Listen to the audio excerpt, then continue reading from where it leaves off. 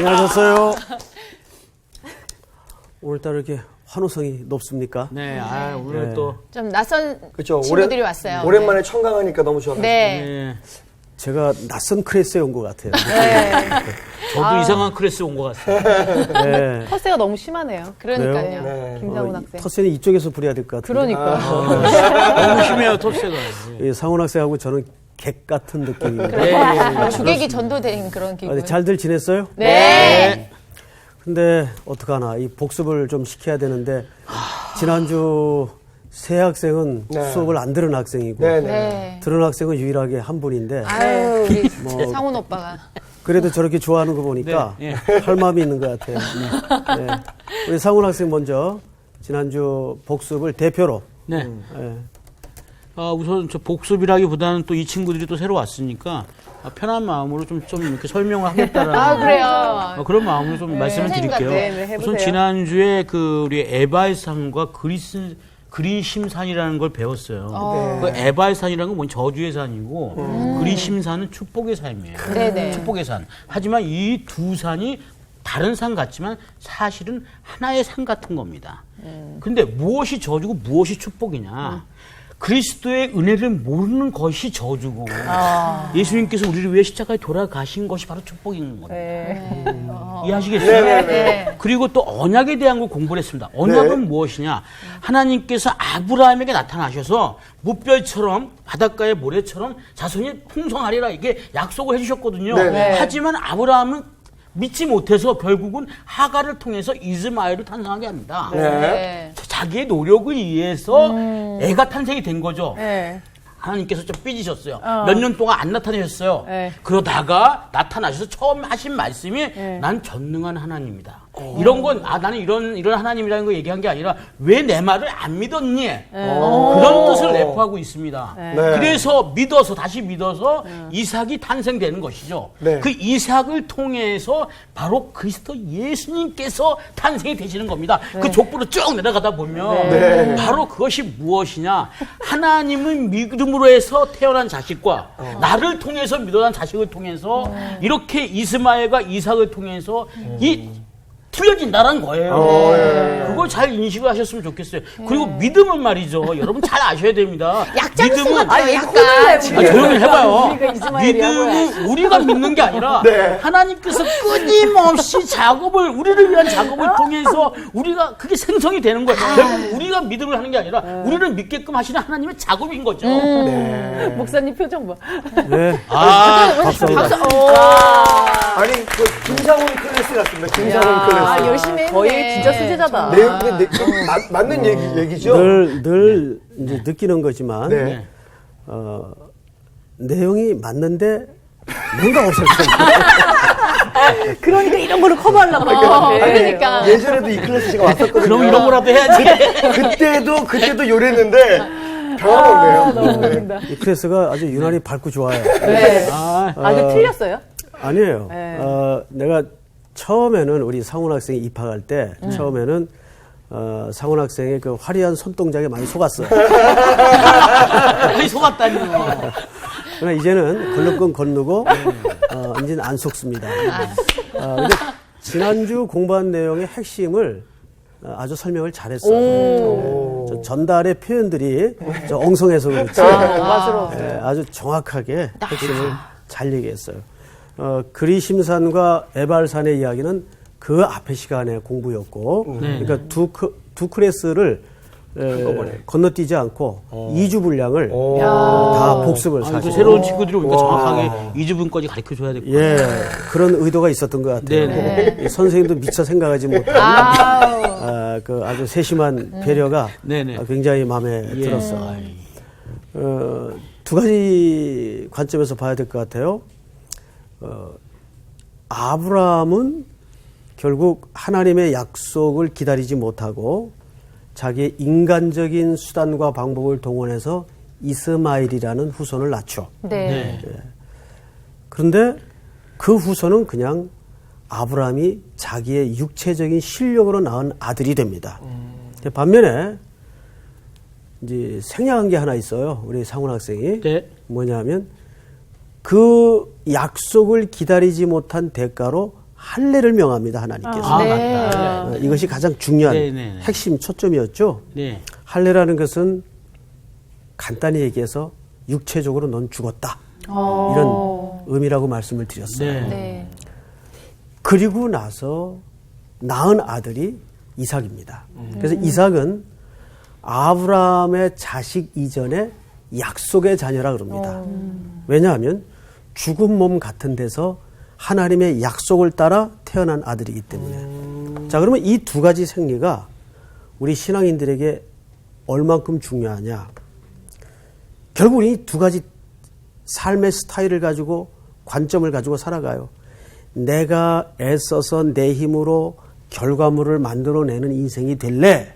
그렇게 살래? 아니면 하나님의 약속을 하나님의 설득과 믿음을 인도하시는 주님의 섭리를 따라서 주님이 주시는 결과물로 살래?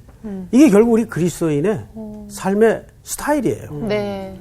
지난주 얘기는 그래서 굉장히 중요한 얘기였습니다. 네. 예, 이 두 가지가 우리가 지난주 공부했던 내용입니다. 오늘 수업 갈라디아서 12강 유업을 이을 자. 자, 오늘은 우리 본문을 좀 엽시다. 네. 네. 갈라디아서 4장 1절서부터 우리 저 윤정자매부터 네. 두 절씩 읽읍시다. 네. 내가 또 말하노니 유업을 이을 자가 모든 것의 주인이나 어렸을 동안에는 종과 다름이 없어서 그 아버지가 정한 때까지 후견인과 청지기 아래에 있나니 이와 같이 우리도 어렸을 때 이 세상의 초등학문 아래에 있어서 종노릇 하였더니 때가 참에 하나님의 그 아들을 보내사 여자에게서 나게 하시고 율법 아래에 나게 하신 것은 율법 아래에 있는 자들을 속량하시고 우리로 아들의 명분을 얻게 하려 하심이라. 너희가 아들이므로 하나님이 그 아들의 영을 우리 마음 가운데 보내사 아빠, 아버지라 부르게 하셨느니라. 그러므로 내가 이후로는 종이 아니요 아들이니 아들이면 하나님으로 말미암아 유업을 받을 자니라. 예. 오늘 7절에 해당한 짧은 내용이 여러분들에게 좀 새로운 신앙의 영역으로 안내하는 시간이 되었으면 좋겠어요. 네. 그만큼 오늘 우리가 접근해야 될 내용은 굉장히 중요합니다. 성경은 누가 쓴 책으로 읽느냐가 굉장히 중요합니다. 누가 썼어요? 하나님이. 하나님의 감동. 지난 시간에 이 내용을 서론 시간에 잠깐 말씀을 드렸죠. 제일 중요한 게 뭐냐면 첫째, 성경을 읽을 때는 독자의 시각. 오늘 많은 학생들이 처음 참석했기 때문에 한 번 더 얘기하고 지나갑니다. 네. 독자의 시각이 중요해요. 두 번째는 독자가 무엇을 읽어야 됩니까? 문자. 본문, 텍스트라 그러죠. 본문을 읽어야 돼요. 본문. 그런데 독자의 시각보다 본문보다 어쩌면 더 중요한 거는 뭘까요? 의도? 전달하고자 쓴 하는. 사람을 윤정자매가 얘기 잘했죠, 아까도. 그러니까 저자의 의도입니다. 그렇죠? 저자의 의도. 자, 그런데 저자는 누구? 성경의 저자는 누구예요? 하나님. 하나님이죠. 근데 예를 들어서 우리가 성경에 많은 기록자들이 또 있죠. 네. 기록자와 저자의 차이는 뭘까요? 우리 상훈 학생님 얘기해 보세요. 기록자는 기록을 한 거고요. 저자는 이제 그거를 만든 어떤 사람인 거죠. 이제 만든 사람이죠. 예를 하나 들 수 있을까요? 네. 예를 들어서 바울이 지금 갈라디아서 썼지만 그렇죠. 갈라디아를 그러니까 이거는 저자는 아니죠. 저자는 하나님이 저자시고 성령님이 저자시죠. 성령님이 저자시고 그렇죠. 예. 기록자가 되죠. 그 차이가 있는 겁니다. 네. 그렇다고 해서 인간을 기계처럼 타이피스트로 썼다는 얘기는 아니에요. 네. 그 사람의 갖고 있는 학식의 배경, 그 사람의 캐릭터, 그 사람의 성품, 그 사람이 살아왔던 모든 배경을 종합해서 성경을 성령의 감동으로 기록하게 하죠. 네네. 그것을 우리가 보통 유기적 영감설이라고 얘기합니다. 자, 뭐 예를 들면 자, 창세기부터 신명기까지가 모두 몇 권입니까? 5경. 이걸 오경이라고 그러고 또는 토라라고 하죠. 토라. 토라. 성경 전체를 토라라고 하진 않아요. 네. 예, 오경을 토라라고 합니다.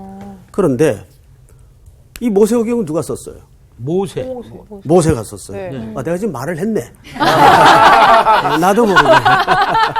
내가 맞췄다. 아, 역시 상훈 형이 잘 주워 먹는다는 표현이 맞는 것 같습니다. 그것도 주워 먹는다. 정색해.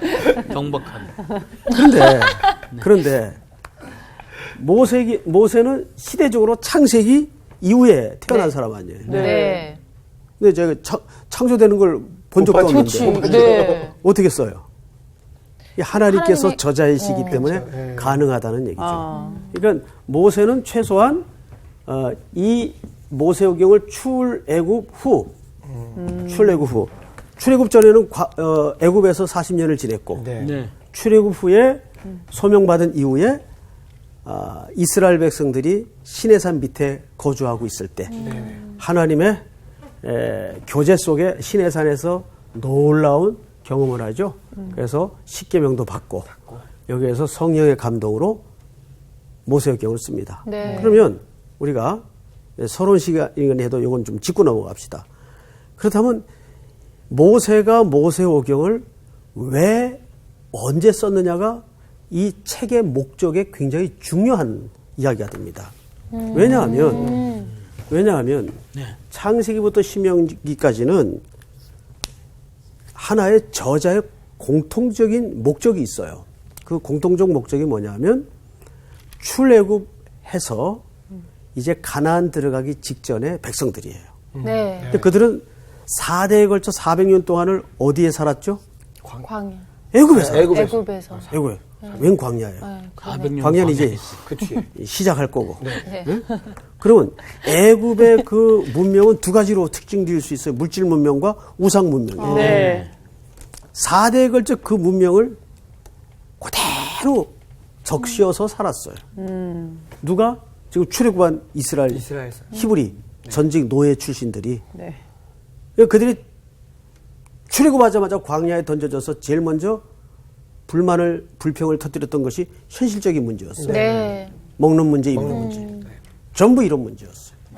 그래서 하나님은 모세를 통해 모세 오경을 기록해 함으로써 하나님이 인간을 왜 창조하셨고 너희들을 왜 구속하셨고 너희들이 얼마나 하나님 앞에 돌아와야 될 죄인이며 이것을 그리고 그들이 가나안에 들어가서 어떤 삶을 살아야 될 것인지에 대한 모든 하나님의 말씀을 기록했던 겁니다. 이게 모세 오경이에요. 그러니까 항상 어떤 책이든지 저자에 뭐가 있어요? 의도가 있어요. 네. 의도 중요해요. 네. 자, 오늘 본문으로 들어가십시다.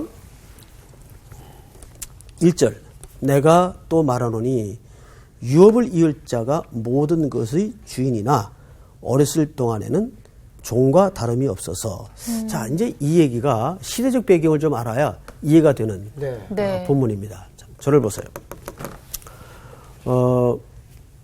로마 시대는 상속법이 굉장히 독특했어요. 예를 들어서 귀족이나 또는 나라의 어떤 장군들 집안의 이제 대표적인 예를 들어보십시다. 보통 이제 아들에게 상속을 하려면 어떤 절차를 거쳐야 됩니다. 그래서 그 아들이 14살이 되면 네. 25이 될 때까지 14세면 우리나라 나이로 지금 그 몇 학년입니까? 중학교. 25살? 중1이에요? 네. 예. 중학교 나이가 얼마나 대단한 나이입니까? 그죠? 그러니까 14살서부터 25살까지 자기 부하나 청지기 중에 학식이 있고 모든 것을 가르칠 수 있는 후견인을 가정교사로 드립니다. 그래서 이 아들을 모든 것을 가르치기 시작해요. 무슨 자격자가 되게끔 상속에 유업을 이을 자격자가 되게끔 문무를 다 겸비할 수 있는 실력 있는 아들로 키웁니다. 그리고 25세가 되면 그 상속을 본격적으로 공인해주고 물려주는 풍습이 있어요. 그래서 이 본문을 쓸 때 사도 바울의 이해 속에는 그 시대 사람들이 누구나 알아들을 수 있는 시대적 배경을 요즘식으로 얘기하면 캡처해가지고 네. 활용을 하는 거예요. 그래야 그 시대 사람들이 이 이야기가 무슨 얘기인지 누구나 알아듣기 때문에. 그렇겠네. 그래서 항상 성경을 우리가 공부하거나 이해할 때 이 언어는 적어도 최소한 2000년 전 언어요. 언어라는 것은 그 시대의 문화와 배경을 담고 있단 말이에요. 네. 그래서 그 맥락을 아주 세밀히까지는 우리가 전문가가 아니니까 공부할 수 없어도 기초적인 것은 알고 본문을 볼 때 본문이 새롭게 느껴지는 거예요. 네. 그래서 우리가 이제 2절을 보시면 이렇게 돼 있어요. 그 아버지가 정한 때까지 네. 후견인과 청지기 아래에 있나니. 이제 이해가 되죠? 네. 네. 그게 이제 보통 14세에서 25세까지입니다. 그러니까 횟수로 한 10년 가까이는 네. 철저하게 후견인과 청지기 밑에 두어서 유업을 이을 상속자로서 모든 트레이닝을 시키는 거예요. 자, 그 다음에 3절을 볼까요? 이와 같이 우리도 어렸을 때 이 세상에 무슨 학문 아래 있었죠? 초등학문. 예, 초등학문. 지금 사도 바울이 풀어가는 논리를 잘 보셔야 돼요. 네. 자, 첫째는 뭐가 나왔어요? 유업을 이을 자. 네. 그런데 이 훈련 기간 동안에 그가 무슨 학문 아래 있는 것 같지? 초등학문. 초등학문. 초등학문이라는 게 뭐예요? 아주 기초적인 걸 얘기하는 거죠. 네. 이제 예를 하나 이제 설명을 이제 드리겠습니다. 여러분 이해를 돕기 위해서 집에 아기가 있다고 합시다. 네. 근데 아직 뭐 글자도 모르고 말귀도 잘 못 알아듣고 이 물질의 가치도 잘 이해가 없는 개념이 안 들어온 성호 형제 아기 지금 네, 이제 아직 돌이 안 됐습니다. 저 정도 아기가 있다고 합시다. 네. 이제 벌벌 기어다닙니까? 네. 얼마나 이쁠까? 그죠? 근데 생각만 해도 미소가 아빠 미소가 저절로 나오는데 자 집안에 그런데 장차 이 아이에게 물려줄 어마어마한 몇십억짜리 저 고대 시대의 어떤 유품이 하나 있다가 집안 대대로 물려주던 이제 유산이 하나 친하게 지냈죠? 있다고 합시다. 그런데 이 벌벌 기어다니는 아기는 그 가치를 알까요, 모를까요? 모르죠. 모르죠. 네. 그런데 혹시라도 잠깐이라도 한눈 파는 사이에 얘가 그걸 건드려서 어이구. 완전히 깰 수가 있어요. 네. 그럴 때는 어떻게 해야 될까요? 치워놔야죠. 치워놓는 것도 방법인데 치워놓기에는 너무 귀해. 네. 그래서 그걸 항상 이렇게 보기도 하고 그 가치를 즐기기도 해야 되겠죠? 네. 예. 그러기 위해서는 규칙을 만들어요. 네. 애기 이름이 뭐죠? 온이요, 김온. 김온. 네. 남자아입니까? 네. 온아. 네. 여기 손대면 아빠한테 떼지 않다. 이 규칙을 만들어요. 네. 얘는 이제 그게 입력이 됐어. 아빠한테 떼지 않다. 여기 가까이 가면 어쨌든 아빠가 인상이 이상해지고 저 시커먼 매를 드는 걸로 봐서 일단 그 근처에는 안 가야 되겠다. 여기 이제 초등학문이에요. 네. 쉽게 얘기하면. 그런데 얘가 이제 장성해서 고고학 전문가가 됐어. 와우. 그러면 이 모든 가치에 대해서 이미 그때는 다 알죠. 다 알죠. 그런데도 아빠가 너 여기 가까이 가면 떼지 않다. 이 초등학문의 규칙과 법이 의미가 있을까요? 없을까요? 없죠. 네. 그때는 걔한테 그냥 줘도 네. 아마 아빠보다 더 소중하게 네. 그 가치를 알고 이해를 할 거예요. 네. 그런 거예요. 그러니까 우리가 진리를 모를 때는 형식으로 가르칠 수밖에 없어요. 그거를 모를 때는 형식으로 가르칠 수밖에 없어요. 예를 들면 이런 거죠. 우리 이제 요즘은 그게 많이 무너졌습니다만은 우리 한국 교회가 참 귀한 전통 중에 하나가 주일 성수입니다. 네. 네. 주일 성수 때 우리는 짜장면 못 사 먹어요. 그게 대표적인 표현이었어요. 네. 그리고 한국 교회 성도들의 트레이드 마크가 뭐예요? 술 담배 안 하는 거예요. 네. 그게 굉장히 중요한 저는 전통이었다고 봐요. 요즘도 많이 무너졌죠. 네. 그런 것들이. 그 자체가 진리는 아니에요. 그렇죠? 네. 그러나 그 형식을 붙들다 보면 드디어 형식을 통해서 뭘로 들어갑니까? 본질로 들어가요. 본질로. 그 본질에 맞닿는 순간 우리는 그 형태로부터 그 이상으로 자유로워질 수가 있는 거죠. 네. 그러니까 형식과 형태가 중요합니까? 안 합니까? 중요해요. 중요해죠. 네. 자, 보세요. 우리 초등학교 들어가면 요즘은 선행학습을 다 해서 그런 참 재미가 없습니다만 네. 가, 나 이거 다 배워요. 네. 네. 가나 배우기 전에 뭐 배우죠? 자음, 기억. 모음을 다 니은, 배워요. 네. 그렇죠? 아야. 그래서 자음 떼고 모음 떼면 글자를 조합하는 법을 배우고 글자 조합하는 법을 배우면은 그다음에 단어 하나의 의미를 배우기 시작해요. 단어를 외우면 이제 문장의 이해를 배우고 이렇게 되는 거예요. 자, 그런데 누가 기역, 니은, 디귿을 다 뗐어. 네. 자, 국어 공부 끝. 가능해요? 아니요. 이제는 뭘로 들어가야 돼요? 그 문장을 통한 의미와 가치와 철학으로 들어가는 거 아니에요? 네.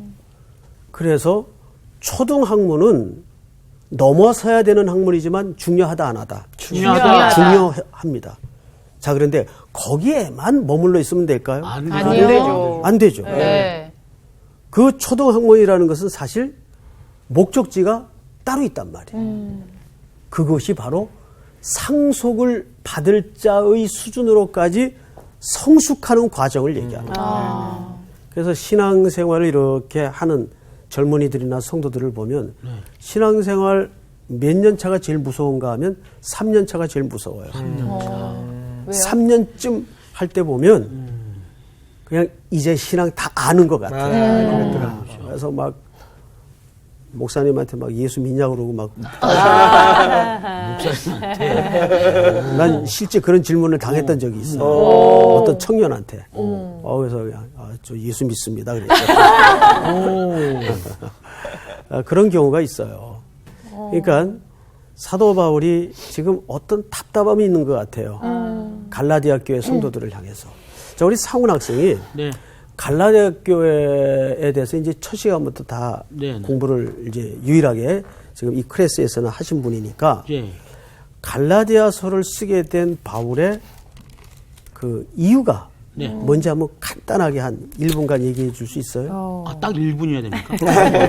1분 안 돼도 되고. 손짓 빼고. 일단은 저기 믿음으로 이제 구원을 얻는다고 가르쳤는데 이제 거짓 교사들이 들어와서 믿음은 있어야 되지만 형식이 좀 필요하다. 그래서 할례를 꼭 해야만 이제 그리스도의 어떤 표식이 있는 거다. 그래서 그게 꼭 있어야 된다라고 그걸 주장을 하니까 바울이 이제 거기 갈라디아 교인들이 그 말에 좀 혹해가지고 지금 바울이 조금 약간은 화가 나 있는 상태인 거죠. 그래서 바울이 이 갈라디아 교인을 위해서 이제 이 글을 쓰면서 그걸 좀 깨우치기 위해서 여러 가지 또 글이 나옵니다. 예. 예.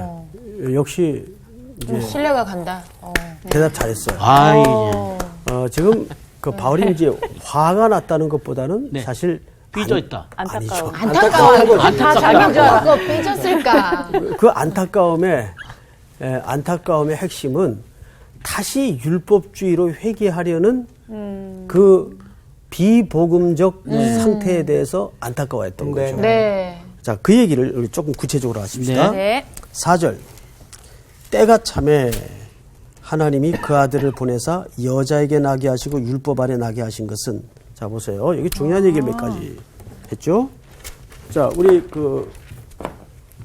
수지자매가 네. 이 때가 참에에 대해서 그 본문에 몇 가지로 4절만 몇 가지로 끊어서 한번 문장을 나눠 보세요. 첫째는 때가 참에, 때가 참에 둘째는 하나님이 그 아들을 보내사 그렇죠. 두 번째, 세 번째. 여자에게서 나게 하시고 여자에게서 나게 하시고. 율법 아래 나게 하시고 오케이. 네. 네 가지로 잘라서 설명할 수가 있죠. 네. 사실 오늘 공부 이 네 가지만 설명해도 시간이 모자라요. 빨리빨리 지나갑시다. 자, 우선 때가 찼다는 말은 시간에는 보통 크게 두 가지 개념의 시간이 있죠. 네, 예. 크로노스와 카리오스의 시간이 있어요. 크로노스라는 것은 지금 몇 시냐면 뭐 예를 들어서 오전 10시다. 그 크로노스의 시간이에요. 네. 그런데 카이로스는 뭘까요? 의미의 시간이죠. 의미의 시간. 이렇게 두 가지 시간이 있어요. 근데 여기에서 말하는 때가 찼다라는 말은 사실은 카이로스의 시간이에요. 네. 하나님의 시간. 네. 자, 이 때는 바로 창세기부터 주께서 우리의 구원을 위해서 보내시겠다고 약속하신 메시아의 오시는 시간이에요. 그 때가 찬 거예요. 그리고 예수님이 오실 때 그 당시 히브리적 상황은 정치, 경제, 문화, 국방 모든 면에서 철저하게 무너져 가던 더 이상 이 땅에 소망이 없던 그래서 항상 그 우리 CCM 노래 가운데 그 후렴 구절인 걸로 기억이 되는데 네네. 세상 소망 다 사라져 가도 그 대목이 있죠. 네네. 네, 그 대목을 보면 그 찬양을 부를 때마다 우리 상훈 학생 그 노래 알죠? 네, 압니다. 네, 왜 모르는 척하고 제목이 생각이 잘 안 나서. 제목이 뭐지 이게? 제목이 저도 그러니까. 세상 소망 다 사라져가도 후렴 노래가 있어요. 그 찬양을 부를 때마다 맞아. 정말 세상 소망이 다 사라져가야 우리 안에 진짜 신앙이 시작이 돼요. 아직도 세상에 소망이 있다고 생각하는 사람은 제가 이제 오늘 오전에 일본에서 왔어요. 네. 그 선교지에서 막 돌아왔는데 제가 갔던 데가 나가노입니다. 네. 아. 나가노는 일본 지도 저 홋카이도서부터 오키나와까지 정확히 중앙이에요. 그런데 첫째 날 밤에 11시 47분쯤 됐는데 뭐 제가 시계를 본 건 아니에요. 나중에야 그때가 11시 47분인 걸 알았어요. 이게 막 천장이 왔다 갔다 하는 거예요. 네. 침대에 이렇게 누워있는데. 와, 무섭겠다. 그래서 나도 이석증이 왔나 하고 이석증이 와도 막 천장이 돌거든요. 네. 한 번 제가 이석증이 온 적이 있었어요. 옛날에. 그거 무섭거든요. 이석증이. 네. 세상이 막 뒤집어져요. 그게 왔나 하고 깜짝 놀랐는데 보니까 지진이 난 거예요. 지지도 깜짝 놀란 건데. 근데 그 지진이 도쿄에서 났는데 거기까지. 와, 어떻게 살아 세상에. 그러니까 제가 일본 분한테 물어봤어요. 그 일본 선교사한테 네. 지진 난 거 느꼈냐 했더니 느꼈대요. 아무렇지도 않냐 했더니 뭐 여기 평상 늘 흔들린대요. 그냥 이렇게 뭐 5도쯤은 아무것도 아니래요. 와. 5도쯤은. 그래서 제가 깜짝 놀랐어요. 그러니까 이 땅은 진동하는 세상이에요. 근데 성경은 우리 하나님의 나라를 뭐라 그러죠? 영원히 진동치 않는 나라라 그러잖아요. 어떤 것도 흔들 수 없는 나라. 네. 그래서 흔들려 봐야 안 흔들리는 게 뭐고 흔들려 버리는 게 뭔지를 그때야 구분을 하는 거예요. 네네. 그래서 이 세상 소망이 다 사라지는 거예요. 바로 주님이 이 땅에 나시던 때가 그런 때였어요. 때가 참해. 네. 그 다음에 두 번째 볼까요? 하나님이 그 아들을 아들을 보내사 여자에게 나게 하시고. 여러분, 왜 그 아들을 보냈다 그래도 우리가 못 알아들어요? 알아들어요. 예. 우리 정도 지적인 수준이라면 다 알아들어요. 알았습니다. 초등학문을 공부했죠. 그런데 그럼요 할 문제가 아니고, 성호 학생. 그런데 왜 하필 여자에게 나게 하셨을까요? 다 여자에게 나잖아요. 네. 여기 남자에게서 태어난 사람 없죠? 없죠. 왜 여자에게 나게 하셨을까요? 그리고 성경에서 여자에게 나게 했다는 말이 무슨 의미예요? 이게 아주 굉장히 우리 기독론적으로 중요한 문제예요. 굉장히 중요할 것 같아요. 보통 우리는 무슨 후손이라 그러냐? 아담의 후손이라 그래요. 네. 그 말은 남자와 여자가 결합하여 생물학적으로 우리가 태어나요. 네. 그래서 우리는 전부 아담의 죄를 가지고 태어나요. 네네. 아담 안에서 다 범죄한 자들이에요. 그런데 예수님은 남자와 여자의 결합의 결과로 나오신 분이 아니고 마리아라는 순결한 처녀를 하나님이 택해서 성령으로 잉태하시어 이 땅에 오셨어요. 네. 그렇다면 예수님에게는 제가 없군요. 아담으로부터 흘러오던 죄가 있을까요? 없을까요? 없어요. 죄가 없으세요. 예수님이야말로 예수님이 죄가 없어야 되는 이유는 뭐냐면 우리의 죄를 씻어주기 위해서 대속물로 오셨기 때문에 대속물이 흠이 있어서는 됩니까? 안 됩니까? 된다. 구약에도 그거는 원칙으로 돼 있어요. 네. 네. 흠이 있어서는 안 돼요. 그럼 대속이 되질 않아요. 그래서 그분은 여자의 몸에서 오시는 겁니다. 동정녀 마리아에게서 탄생하는 거예요. 우리 사도신경에도 보면 그 가장 중요한 신앙 고백 중에 하나가 뭐냐면 동정녀 마리아에게서 나시고. 그래서 여자에게서 나시는 거예요. 이거는 기독론적으로 굉장히 중요한 고백이 되겠죠? 네. 자, 그 다음에 또 보십시다. 율법 아래 나게 하신 것은 이때는 율법이 세상을 지배하고 있었기 때문입니다. 나게 하신 것은 율법 아래 있는 자를 뭐 하시려고? 속량하시고. 방금 말씀드린 대로 속량하게 하시고 속량. 속량이라는 말은 죄를 깨끗하게. 대신한다 그 말이에요. 네. 값을 지불한다 그 말이에요. 우리로 아들의 명분을 얻게 하려 하심이라. 우리 6절 한번 다 같이 읽어볼까요? 시작. 너희가 아들임으로 하나님이 그 아들의 영을 우리 마음 가운데 보내사 아빠 아버지라고 부르하셨느니라. 예, 여기 아빠 아버지라. 옛날에는 아바 아버지라 그랬는데 네. 아빠라는 말이 조금 더 정확한 번역입니다.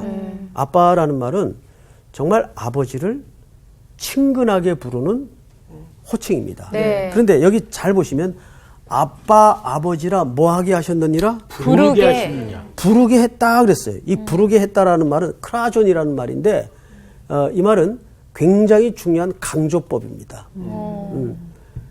이 부르게 하다라는 말은 소리를 높이다라는 단순한 의미가 아니라 네. 뭔가를 강조하기 위해서 소리를 높이는 거예요. 그러니까 아빠 아버지라 부르게 하셨느니라. 근데 이 아빠 제가 그 미국에 잠깐 살 때 우체국에 갔다가 깜짝 놀랐어요. 멕시칸 그 여자분이 네. 아기를 이렇게 품에 안고 있는데 이제 부부가 같이 왔어요. 근데 아기가 자기 아빠한테 고개를 이렇게 돌리면서 아빠 그러는 거예요. 그래서 한국 분인가 하고 돌아봤더니 멕시칸 부부인 거예요. 이게 발음이 똑같은 거예요. 신기하다. 맞아. 아니, 근데 엄마도 똑같은 게 많아요. 나라마다. 맞아요. 인도 막 이런 거 네. 비슷해. 아주 똑같아요. 깜짝 놀랐어요. 그래서 아마 발음학적으로 이건 추정입니다. 네. 발음학적으로 엄마 아빠가 인간이 발음할 수 있는 가장 쉬운 억양이 아닐까. 이 나라마다 이게 굉장히 다 비슷해요. 근데 히브리 말로 아빠가 아바입니다. 아바. 아빠. 우리 애기들도 얘기할 때 보면 그런 표현을 하죠. 네. 이제 아빠라는 표현은 굉장히 좀 이렇게 친근스럽게.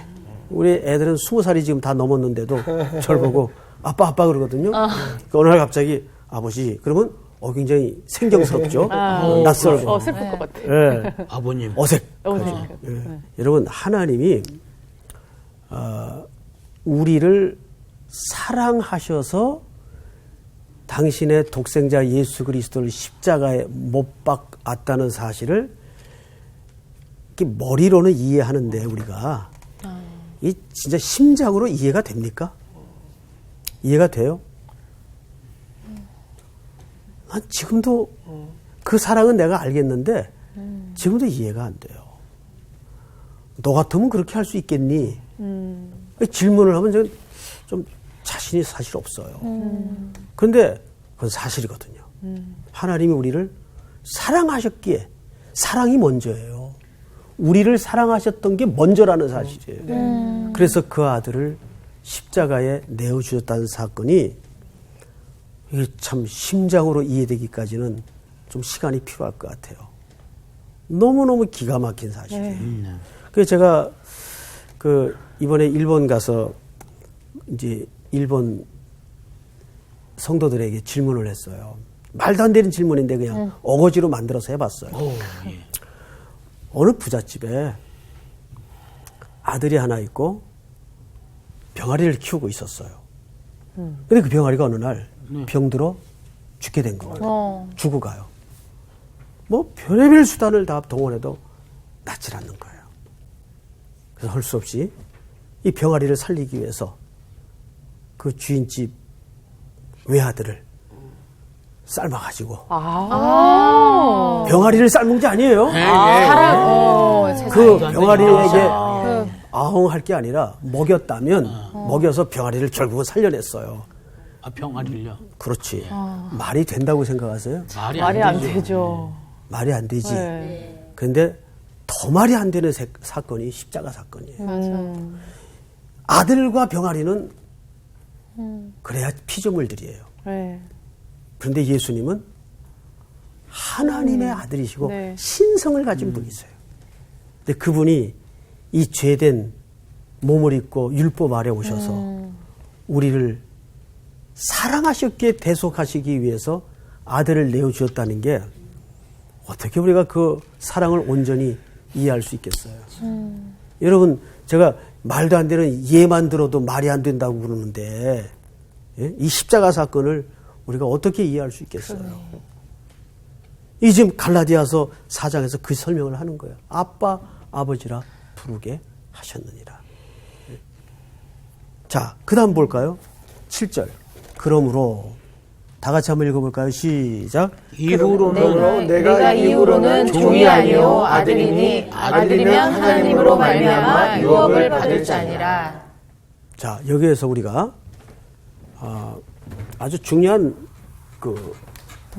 결론 하나를, 여러분, 우리 기독교 역사와 또 기독교의 십자가 사건을 빼면은 설명이 될까요, 안 될까요? 안 돼요. 설명 안 됩니다. 그런데 십자가 사건마저도 뭘 위해서 존재했다는 건가 하면 하늘의 유업을 이을 자로 우리를 만들기 위해서 그 유업을 잇도록 하기 위해서 십자가 사건은 하나의 과정이었다고요. 이렇게 되는 겁니다. 여기는 목적지가 아니에요. 네. 무슨 말인지 알겠어요? 네. 이건 시작에 불과합니다. 집으로 말하면 대문에 불과해요. 대문. 그런데 제가 언젠가 이런 예를 하나 드렸죠. 어느 집에 갔는데 네. 집이 이게 전체가 안 보일 정도로 어마무시하게 커. 네. 근데 일단 대문부터 압도가 되는데 물어봤어요. 네. 이 대문만 만드는데 얼마 들었습니까? 그랬더니 100억을 썼대. 100억을요. 예를 들은 거예요. 네. 또. 야, 그런 집이 진짜 있나 이러면 안 돼요. 100억을 썼대. 그러면 그 집 전체 규모가 가늠이 돼야 안 돼요. 안 돼요. 가늠이 안 되지. 막 천억 막. 대문 만드는데 100억 썼다. 전체 규모가 가늠이 안 되죠. 네. 그 얘기를 하는 겁니다. 하늘의 유업을 받을 자. 십자가는 이 문으로 통과하지 않고 이 집을 또 들어갈 수가 없어요. 그 얘기를 하는 거예요. 그래서 예수 그리스도께서 요한복음 10장에 뭐라 그랬어요? 내가 문이라 그랬어요. 양의 문이다. 양의 문은 그리스도를 얘기하는 거예요. 근데 우리는 그 문을 들어가느냐 안 들어가느냐 자꾸 여기에만 초점 맞추는 신앙이 되어서는 안 되고 그 이후에 들어가서 우리가 장차 그 아들 예수 그리스도와 함께 왕노릇할 그 하늘의 유업이 어마어마한 거, 얼마나 놀라운가를 그거를 우리가 성경을 신앙을 통해서 배워가면서 깨달아야 된다는 거예요. 네. 오늘 공부는 여기서 끝. 세상에. 벌써 끝났어요? 이제 문에 들어간 것 같은데. 그러니까. 끝났대. 아, 이제 문 앞에 섰는데. 그러니까. 우리가 진짜 엄청난 유업을 받은 사람인데 그러니까. 진짜 너무 쪼든하게 사는 거 아니에요, 우리? 맞아. 네? 그 아직까지도 지금까지 얘기를 들으면서 우리가 사실 그 자유해졌다고 하면서도 우리도 모르는 그 율법에 갇혀 있는 부분들이 참 많다라는 그런 생각이 들었어요. 그래서 그걸 온전히 우리가 좀 누리지 못하는 부분. 맞아. 맨날 십자가 얘기만 언제까지 그 눈앞에만 있을 게 아니라 안으로 그냥 깊숙이 그 거대한 집으로 들어가지를 못하고. 맨날 그 앞에서 맨맨 돌고 있는 좀 한심함을 반성하게 됩니다. 일단 우리 집 대문은 100억은 100억. 넘는 걸로. 기본적인 일단 집 안에 들어가면 어마어마하겠죠? 야, 일단 대문만 생각해도 기분이 좋네. 네, 그 안에서 하나님 주신 것을 잘 누린다라는 것, 그것이 또 어쩜 우리가 하나님께서 주신 하나님 나라를 우리가 좀 살아내는 게 아닌가 싶어서 저도 야 정말 그렇게 살고 있나? 아니면 하나님 나라의 아들처럼 상속자처럼 살고 있지 않나? 아니면 계속 종처럼 막 이렇게 비실비실대고 있는 것 같아서 다시 한번 되새기게 되네요. 나를 포함한 여러분들이 그 어마어마한 유업의 상속자라 그러니까 아이고. 땡깔이 틀려 보이네. 아이고. 땡깔이 보니. 그러니까 같은 집에 사네? 가족이네. 가족이네. 100억짜리 문으로. 건강합시다. 야. 이번 주 퀴즈입니다. 하나님이 많은 자손을 약속할 때 사용하신 비유가 아닌 것은 무엇인가요? 1번 하늘의 별, 2번 땅의 티끌, 3번 사막의 모래. 정답을 아시는 분은 CBS 성서학당 홈페이지에 정답을 올려주시거나 우편으로 보내주시면 됩니다. 보내실 곳은 서울특별시 양천구 목동서로 159의 1 CBS 성서학당 담당자 앞입니다. 연락처를 꼭 남겨주세요. 선정되신 분들에게는 대한성서공회에서 성경, 송태근 선생님의 쾌도남마 사무엘상, 김기석 선생님의 광야에서 길을 묻다, 말씀의 빗속을 거닐다, 성경 통독을 위한 최고의 자습서 성경 2.0 가운데 하나를 드립니다.